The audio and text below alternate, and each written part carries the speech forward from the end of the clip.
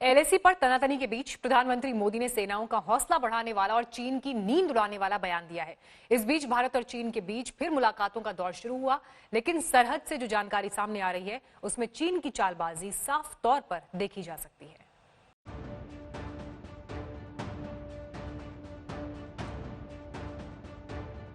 चीन की हिमाकत पर हिंदुस्तान का करारा जवाब।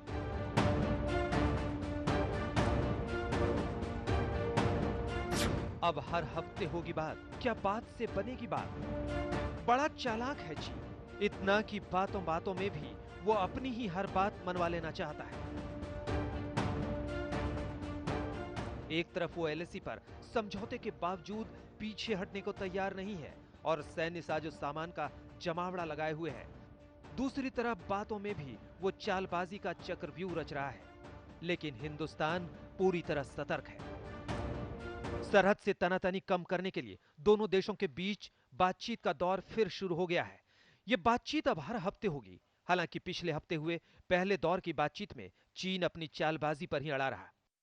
उसके अधिकारी अपने साथ 1959 और 1960 के नक्शे लेकर आए थे और मांग कर रहे थे कि एलएसी इसी के आधार पर तय की जाए, लेकिन भारत ने इसे हर बार की तरह ठुकरा दिया। इतना ही नहीं, चीन बातचीत के दौरान सीमा विवाद के लिए भारत को ही जिम्मेदार ठहराने की साजिश रचने लगा। उसका कहना था कि चीन 4 देशों के साथ अपना सीमा विवाद सुलझा चुका है, लेकिन भारत की वजह से ही विवाद नहीं सुलझ सका है।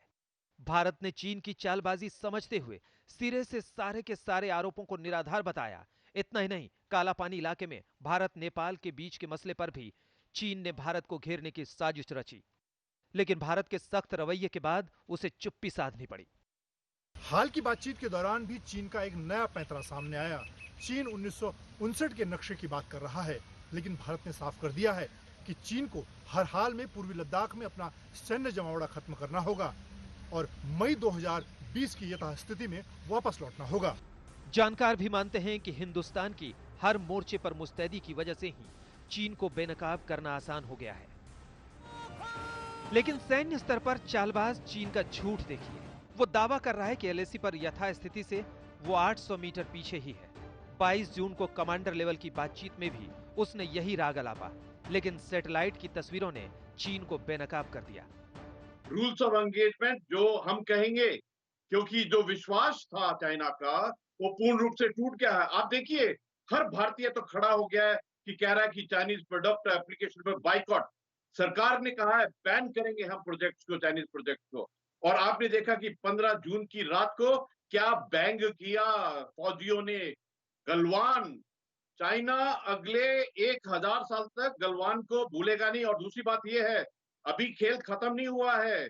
अभी भारत ने पीओके, गिलगिट बाल्टिस्तान और अक्साई चीन को लेना है। भारतीय फौज की स्पीडी मोबिलाइजेशन को देखकर और ये डिटर्मिनेशन को देखकर गलवान के बाद कि हम मुंह तोड़ जवाब देने के लिए फुली कैपेबल हैं, इसके बाद कुछ हद तक मिलिट्री टॉक्स बढ़ गई हैं और डिप्लोमेटिक लेवल पे भी एक वर्किंग एंड कंसल्टेशन मैकेनिज्म ने वीडियो कॉन्फ्रेंसिंग से बातें शुरू कर ली हैं और चाइना ने कुछ चीज़ें कंसीड करी हैं। लेकिन सबसे ज़रूरी जो एक मेजर प्रॉब्लम है वो ये है कि उन्होंने 1959 के अपने मैप्स जिसमें उनकी बाउंड्री क्लेम्स थे उनको फिर से हमें दिए हैं।